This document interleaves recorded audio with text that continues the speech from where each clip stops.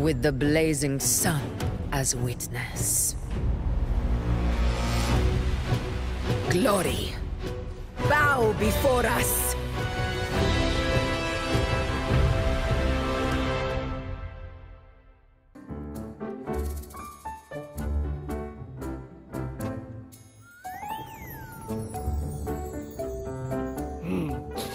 Muggy day. Sky's gloomy, air's all wet. Oh, man! At least let me finish my sentence. Ugh. Ugh. Cold, cold, cold. Oh.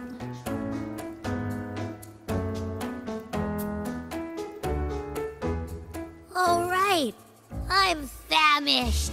We barely had a bite sprinting all the way here from Ragusa. Whoa! Pinch me! This is a feast and a half!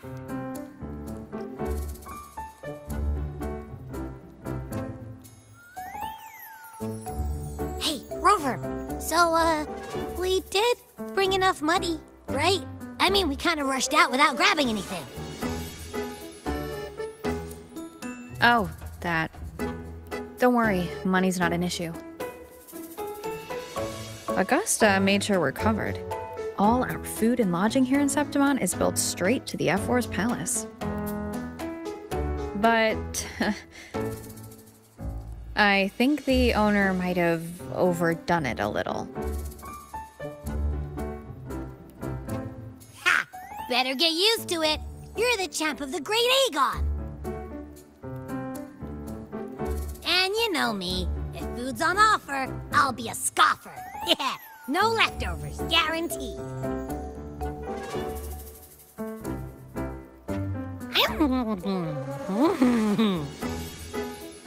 Free stay?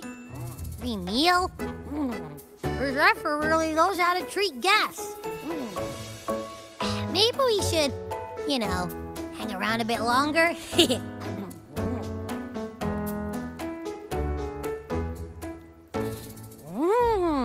This smells amazing!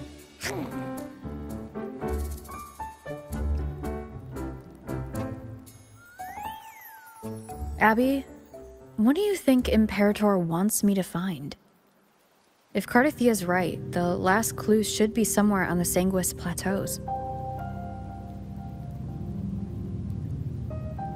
We're so close to the finish line. Just one step away. But our pace has slowed. Relax. We're already back in Septimon. What's the rush? I remember Lupa said there's this weird blight cloud hanging over the Sanguis Plateaus.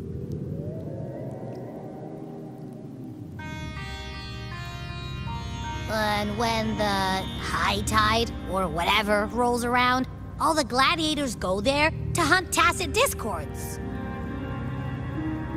Wait, is the high tide coming up soon? The Aphra's invite did say something about a big hunt. Huh, that reminds me. Aren't we supposed to meet her today?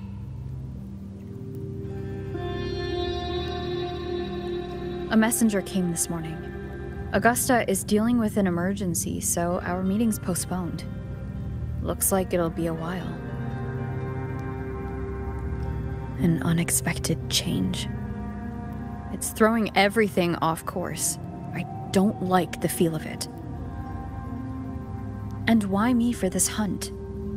If it's about the Great Aegon, the messenger said none of the other gladiators were invited.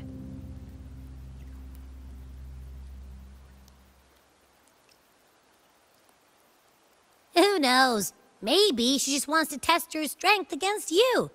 Typical Septimontian, right? You think so?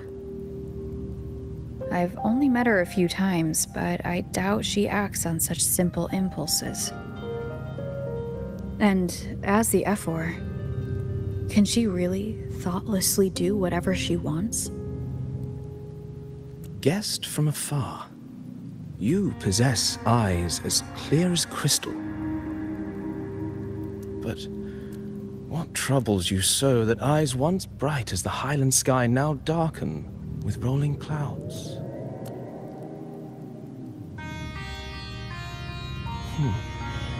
A warrior who walks the blade's edge does not falter over trifles. The clouds, if I may guess, are cast from the throne. At the peak of Capitolini Hill, beneath the pale walls of the Ephes Palace, secrets lie buried. And the most intricate among them are those born from the pursuit of power. Even one as honorable as the Epher must learn when to be ruthless. In Septimont, a city forged in iron and blood, anyone who seeks the throne without knowing the cost is no better than a lamb marching to the butcher's knife.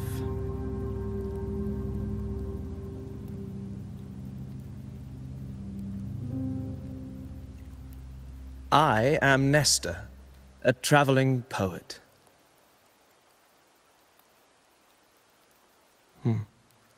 The rains in Septimont never seem eager to leave this season. So then,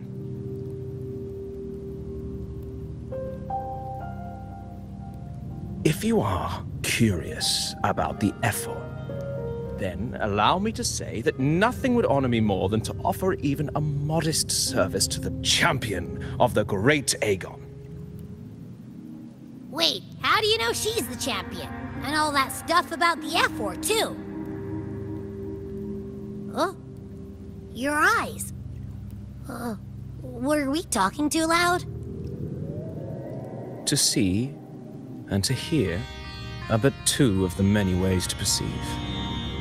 Trusting the senses is a habit, a natural expedience, but not the only option. Truth be told, I've been gathering inspiration for my next epic, and its protagonist is none other than Augusta, the Epher of Septimont. That's why I speak of her with some familiarity. I have a feeling your tale with her will soon be written. And knowing more about those who walk alongside you is rarely without its benefits.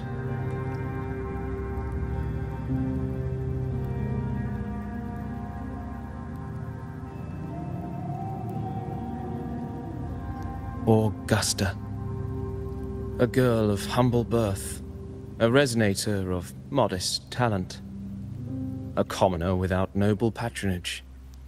And yet, from the den of wolves that is Septimont City, she rose and eventually claimed her place. Just like the burning sun was once a cloud of dust.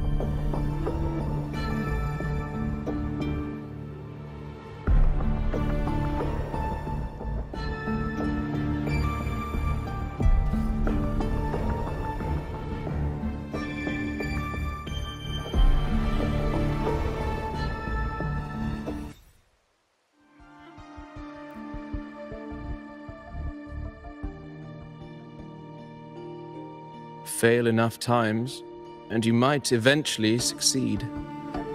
Should we call it resilience? Or mere stubbornness? Or perhaps, for a girl who has lost everything, there was never a second option. She had no one to trust but herself, and naught but a blade to hold. And yet, as the first stanza of an epic, this is nothing extraordinary. Since the lament, across the scorched lands of Solaris, I've heard this story repeat itself, again and again. Greatness. Yes, our era has certainly seen it. But true greatness is never found on the first page of a story. Courage, glory, and honor. Such immortal virtues have been etched in tablet and stone. They are never forged overnight. Light as a thread, elusive as the wind, they weave themselves into every twist of fate, tangling with every insignificant choice we make. I don't know. It's just unbelievable. The Augusta he's talking about, and the Ephor we saw in the arena. No way they're the same person. A girl far from home, arriving in the city upon Capitolini Hill in pursuit of strength. No title, no status, no wealth. I doubt anyone at the time could have imagined her rising to where she is now. Do you mean Cato? Do you believe Cato handed her that final victory on purpose, and that his scathing words were a test of her resolve? Then Cato must have been an idealist, to place his faith in a girl with nothing to her name. Now, why don't we keep this question in mind and see where the story leads us?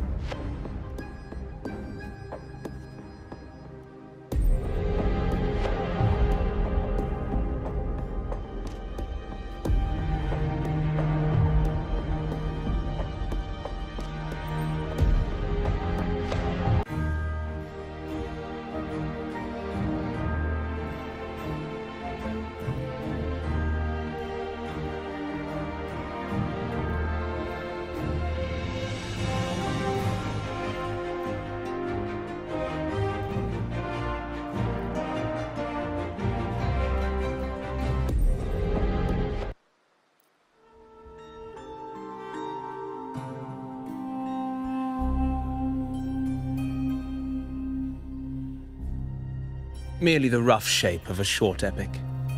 This is all I can offer about the Ephor.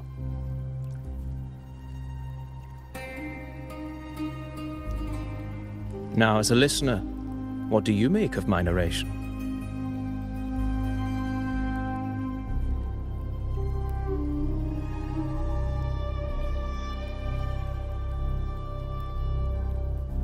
I appreciate your kind words, my generous listener.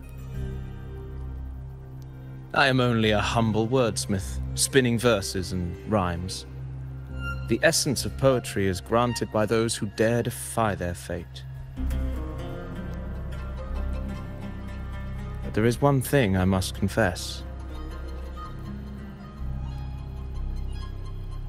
Through my words, your knowledge of the Ephor is partial, at best.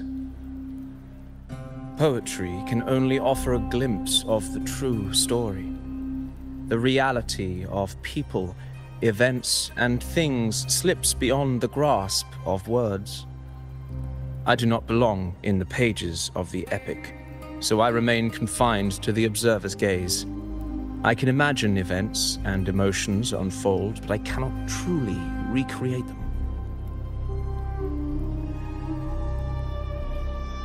Here's some advice for you, though I hesitate to call it such.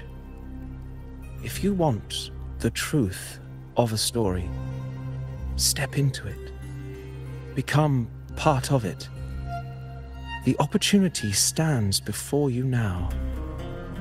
As I've said, the tale between you and Augusta, the hero of Septimont, is only now turning its next page.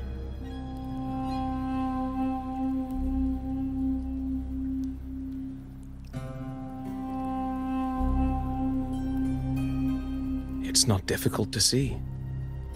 Fate flows like the stars, tracing their course. Your destination is written in the steps you take.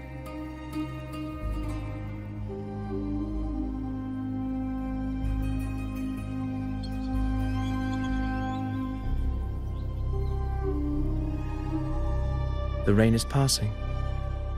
I hear it ceasing its symphony upon the earth. It is time for farewells.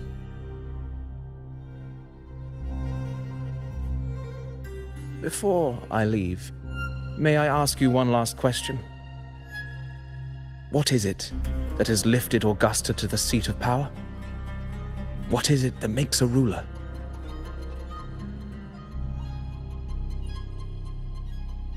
Well, I'd say strength. Let's be real. There's no way Augusta could have passed those trials without strength. Rover, what do you think?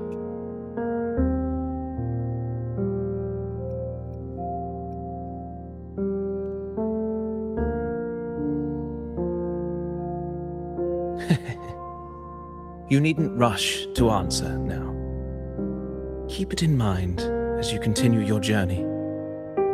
When the final chapter is written, the answer will reveal itself.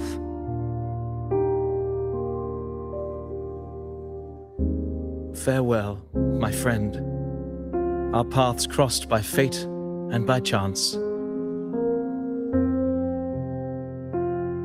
Soon, after this brief encounter, everything about me will be gone with the wind. But you, your epic continues.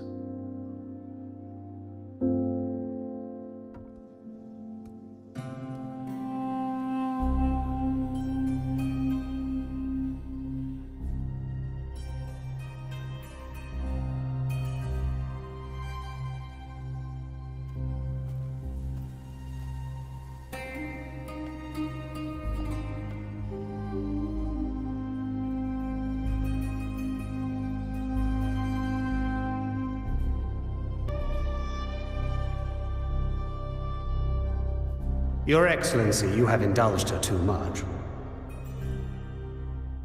As the priestess, Yuno is far too unruly in both action and word. It's a disgrace to her title. Indeed. She entered the palace unannounced, uninvited, and with no decorum. A blatant affront to the authority of the palace. Same as always. Senators, all she crossed was a doorway. One too insignificant to carry the weight of our authority, or defend anyone's fragile pride. Let us not forget, it is not the walls of Capitolini Hill that command fear. It is my will, my sword, and our relentless conquest. I know your fear. You fear a priestess's voice drowning yours, and a rebel challenging the Senate's rules. But listen well. Power does not bow to sycophants, cowering behind their traditions. If you seek power, then step from the shadows. Face me, and prove yourself worthy.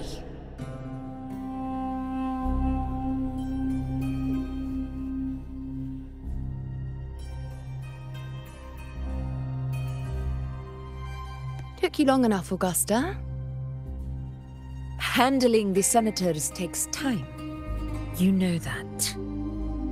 Well, to keep our esteemed priestess from waiting, maybe next time I'll just leave them to their own devices. I'll make sure they record every detail of your feat, and relay it word for word to Grandmother Lilibet. Priestess Iuno.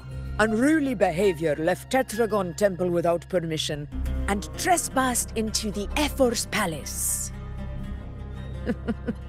I wonder, who will lose it first? Lilibet? Or you? Let those old foxes report me all they want. If they step into the Tetragon left foot first, I'll shoot the left. Right foot first, I'll shoot the right.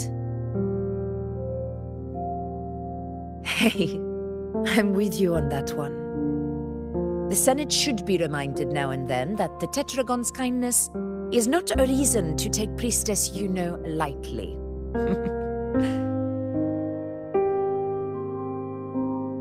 Why didn't you wait there? I had everything handled. We depart for the hunting ground tonight.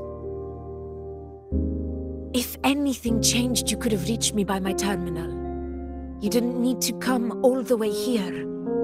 I want you free of duty until that day arrives. You're overthinking it, Augusta. I'm here to see that person. Grandmother Lilibet said her fate is one of unknowable void. Sounds intriguing enough to make time for.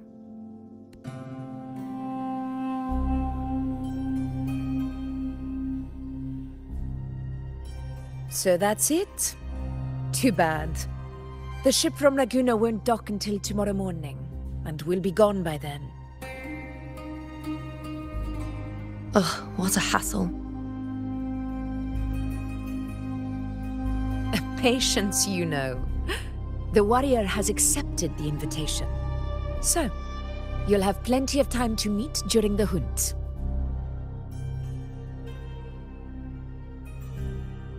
Is there something else you want to say? I read Grandma Lilibet's Book of Prophecies. The hunt and our plan, neither end well. Are you sure we should go through with this? Risk does not trouble me.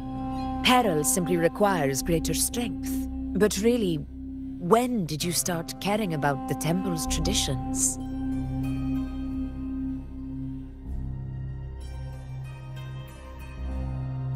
O ye faithless of Septimont, the divinity is enraged. Should your ruler defy their will again, doom shall be your fate.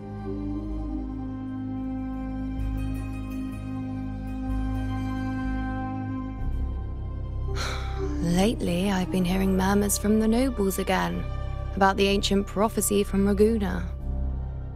I will admit, those words once carried weight. But when our ancestors crossed the waters and climbed these hills, Raguna's divinity didn't get a seat on the ship. And the priestesses all said the prophecy was incomplete. Only the hero of heroes, wielding extraordinary power, risen from the dark tides, shall bring eternity to Septimont. Then shall the waters quiet, the tempest still, and glory return with the blood of the old king. Do not forget, this is the other half of the prophecy. Fabius, Attilius, Valeria, one after another, these heroes have saved Septimont from the brink of ruin. As long as a hero stands, no disaster can break this eternal city. What if this time is different? What if ruin is our fate? Then I will sever that fate with my blade.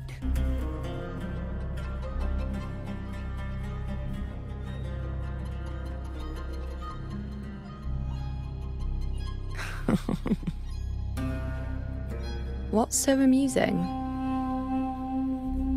So, the fearless priestess Iuno can be frightened after all. But it's fine. If you're afraid, don't push yourself. I can handle this alone.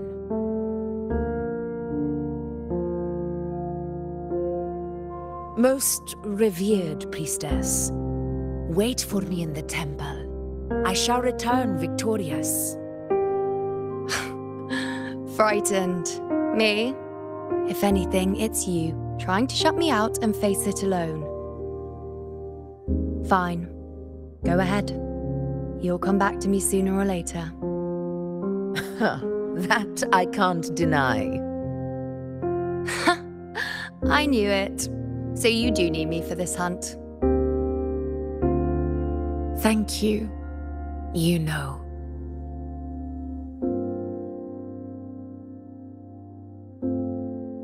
Why are you saying this?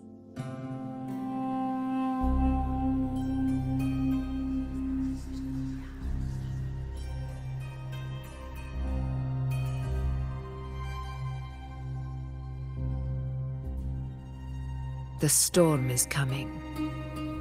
Come, you know my friend. The best way to greet a storm is to walk straight into it.